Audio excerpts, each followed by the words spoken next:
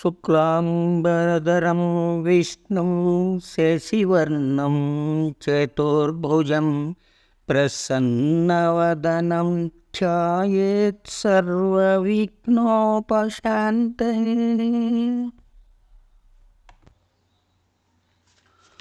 ఓం నమ శివాయ.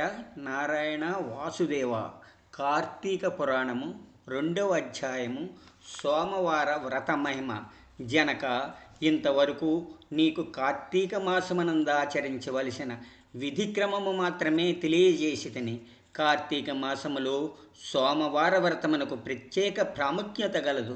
కాన సోమవార వ్రతమును దాని మహిమను గురించి వివరింతును, సావధానుడై ఆలకింపుము. కార్తీక మాసములో సోమవారము శివునికి అత్యంత ప్రీతికరమైన రోజు.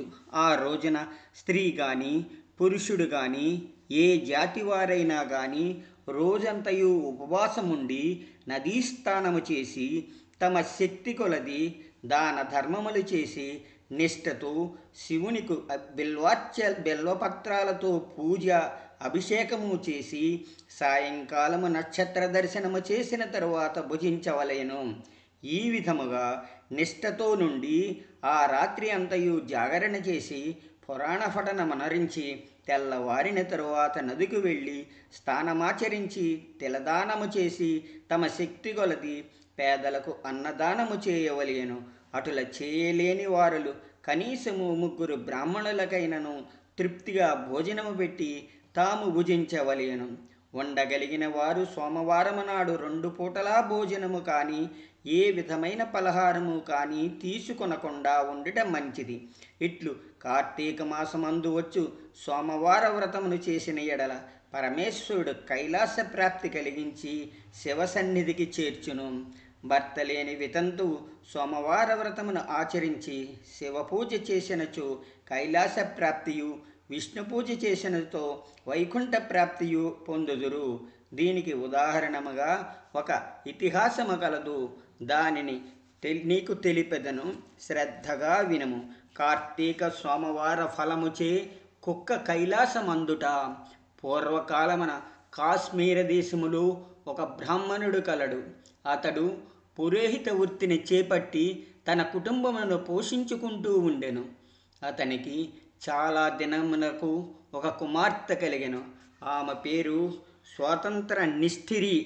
తండ్రి ఆమెను సౌరాష్ట్ర దేశీయుడగు మిత్రశర్మయను సద్బ్రాహ్మణుడి యువకునికిచ్చి పెండ్లి చేసెను.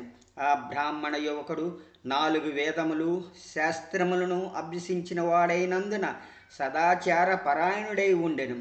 అతడు భూతదయ కలిగిన వాడు, నిత్య సత్యవాది, నిరంతరము భగవన్నామస్మరణ చేయువాడును ఒకటిచే లోకులెల్లరూ అతనిని అపరబ్రహ్మ అని కూడా చెప్పుకొనుచుండెడివారు.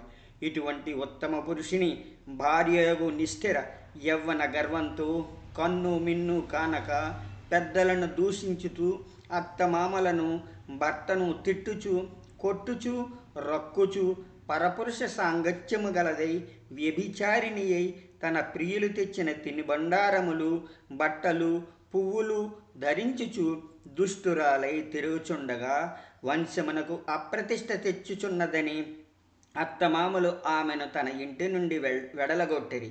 కానీ శాంత స్వరూపుడగు ఆమె భర్తకు మాత్రము ఆమె యందు అభిమానము పోక ఆమె ఎంతటి నీచ కార్యములు చేసినను సహించి పొమ్మనక విడువక ఆమెతోడనే కాపరము చేయుచుండెను. కానీ చుట్టుపక్కల వారా నిష్ఠరిని గయ్యాళితనమున కేవగింపు చేసుకుని ఆమెకు కర్కశ అనే ఎగతాళి పేరుని పెట్టుటచే అది మొదలందరూ దానిని కర్కశ అని పిలుస్తూ ఉండేవారు. ఇట్లు కొంతకాలము జరిగిన పైన ఆ కర్కశ ఒకనాటి రాత్రి ఏకశయ్యపై తన భర్త గాఢ నిద్రలో ఉన్న సమయమును చూచి మెల్లగా లేచి తాళి కట్టిన భర్త ఎన్న విచక్షణ గాని దయాదాక్షిణ్యములు గాని లేక ఒక బండరాతిని తెచ్చి అతని తలపై గట్టిగా కొట్టినది. వెంటనే అతడు చనిపోయెను. ఆ మృతదేహమును ఎవరి సహాయము అక్కరలేకనే అతి రహస్యంగా దొడ్డిదారిని కొనిపోయి పూరి ఊరి చివర ఉన్న పాడు నూతిలో పడవైచి పైన చెత్తా చెదారముతో నింపి ఏమీయూ ఎరుగని దాని వలె ఇంటికి వచ్చాను. ఇక తనకు ఏ ఆటంకములు లేవని ఇంకా విచ్చలవిడిగా సంచరించుచు తన సౌందర్యమును చూసి ఎందరినో క్రీగంటినే వశపరుచుకొని వారల వ్రతములను పాడు చేసి నానా జాతి పురుషులతోడను రమించుచు వర్ణశంకరురాలయ్యను. అంతేకాక పడచు కన్యలను భర్తలతో కాపరము చేయుచున్న పడుచులను తన మాటలతో చేరదీసి వారికి కూడా దుర్బుద్ధులు నేర్పి పాడు చేసి విటులకు తార్చి ధనార్జన కూడా చేయసాగాను. జనకరాజా, యవ్వన బింకము ఎంతో కాలముండదు కదా, కాలమొక్క రీతిగా నడవదు. క్రమక్రమముగా ఆమెలోని యవ్వనము నశించినది. శరీరమందు మేహ వ్రణములు బయలుదేరినవి. ఆ వ్రణముల నుండి చీము రక్తము రసీకారుట ప్రారంభమయ్యను. దానికి తోడు శరీరమంతా కుష్ఠవ్యాధి బయలుదేరి దుర్గంధము వెలువడుచున్నది.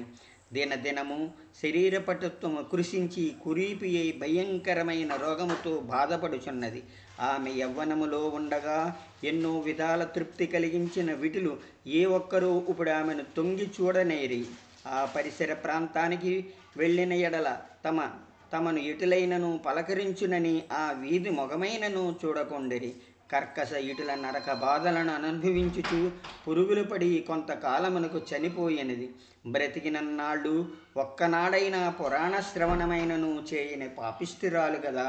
చనిపోయిన వెంటనే భయంకరులైన యమభటులు ఆమెను గొంపోయి ప్రేతరాజగు యముని సన్నిధిలో ఉంచగా యమధర్మరాజు చిత్రగుప్తుల వారిచే ఆమె పాపపుణ్యముల జాబితాను చూపించి, భటులారా, ఈమె పాపచరిత్ర అంతంత కాదు, వెంటనే ఈమెను తీసుకెళ్ళి ఎర్రగా కాల్చిన ఇనుప స్తంభమునకు కట్టుబెడుడు అని ఆజ్ఞాపించెను. వీటిలతో సుఖించినందుకు గాను యమభటులు ఆమెను ఎర్రగా కాల్చిన ఇనుప స్తంభమును కౌగిలించుకోమని చెప్పిరి. భర్తను బండరాతితో కొట్టి చంపినందుకు గాను ఇనుప గదతో కొట్టిరి. పతివ్రతలను వ్యభిచారినిగా చేసినందుకు సలసలా కాగిన నూనెలో పడవేసిరి. తల్లిదండ్రులకు అత్తమామలకు అపకీర్తి తెచ్చినందుకు సీసమును కరిగించి నోటిలోనూ చెవులోనూ పోసి ఇనుప కడ్డీలు కాల్చి వాతలు పెట్టిరి. తుదకు కుంభీపాక నరకములో వేయగా అందు ఇనుప మొక్కలు గల కాకులు, విషసర్పాలు, తేళ్లు, జర్రులు కుట్టినవి. ఆమె చేసిన పాపములకు ఇటు 7 తరాల వాళ్ళు అటు 7 తరాల వాళ్ళు నరక బాధలు పడుచుండిరి. ఈ ప్రకారము నరక బాధలను అనుభవించి కడకు కళింగ దేశమున కుక్క జన్మమెత్తి ఆకలి బాధ పడలేక తిరుగుచుండగా కర్రలతో కొట్టువారు కొట్టుచు, తిట్టువారు తిట్టుచు, తరుమువారు తరుముచూ ఉండిరి.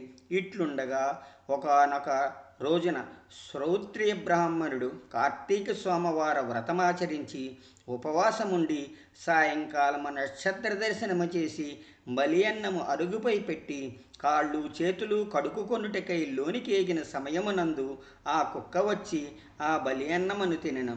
వ్రతనిష్టాగరిష్ఠుడైన ఆ విప్రుని పూజా విధానముచే జరిపించబడిన బలి అన్నమగుటి చేతను ఆ రోజు కార్తీక మాస సోమవారమగుట వలనను కుక్క ఆ రోజంతయు ఉపవాసముతో ఉండుట వలనను శివపూజా పవిత్ర స్థానమైన ఆ ఇంట దొరికిన ప్రసాదము తినుట వలనను ఆ శునకమునకు జన్మాంతర జ్ఞానం ఉద్భవించెను. వెంటనే ఆ శునకము, విప్రకులోత్తమ, నన్ను కాపాడుము అని మొరపెట్టుకొనెను. ఆ మాటలను బ్రాహ్మణుడు ఆలకించి బయటికి వచ్చి చూడగా కుక్క తప్ప అన్యులెవరూ లేనందున లోనికేగెను. మరలా రక్షింపుమని కేకలు వినపడెను. మరలా విప్రుడు బయటకు వచ్చి, ఎవరు నీవు, నీ వృత్తాంతమేమిటి అని ప్రశ్నించగా అంత ఆ కుక్క, మహానుభావ, ఈ పుట్టుకకు వెనుక 15 జన్మలకు ముందు విప్రకులాంగమున నేను జన్మించి తిని వ్యభిచారిణి అయి అగ్నిసాక్షిగా పెండ్లాడిన భర్తను చంపి వృద్ధాప్యంలో కుష్ఠరోగినై తనువు చాలించిన తరువాత యమదూతల వల్ల మహానరకం అనుభవించి నా పూర్వీకుల పుణ్యఫలము వల్ల ఈ జన్మలో కుక్కనైతిని. ఈరోజు మీరు కార్తీక సోమవార వ్రతము చేసి ఇచ్చట ఉంచిన బలియన్నమును తినుట వల్ల నాకు ఈ జ్ఞానోదయము కలిగినది. కావున ఓ విప్రోత్తమ, నాకు మహా ఉపకారముగా మీరు చేసిన కార్తీక సోమవార వ్రతఫలం ఒకటి ఇచ్చి నాకు మోక్షమును కలిగించుమని ప్రార్థించుచున్నాను అని వేడుకొనగా, కార్తీక సోమవార వ్రతములు చాలా మహత్యమున్నదని గ్రహించి ఆ బ్రాహ్మణుడు ఒక సోమవారము నాటి ఫలమును ఆమెకు దారపోయిగా వెంటనే ఒక పుష్పక విమానము అక్కడికి వచ్చెను. ఆమె అందరికీ వందనము చేసి అక్కడున్న వారందరూ చూచుచుండగానే ఈ విమానమెక్కి శివ సాన్నిధ్యానికి వెళ్ళెను. వింటివా జనక మహారాజా? కావున నీవును ఈ కార్తీక సోమవార వ్రతమాచరించి శివ సాన్నిధ్యమును పొందువని వశిష్ఠుల వారి హితబోధ చేసి ఇంకనూ ఇట్లు చెప్పదొడంగిరి. ఇది ద్వితీయోధ్యాయము. రెండవ రోజు పారాయణం సమాప్తము.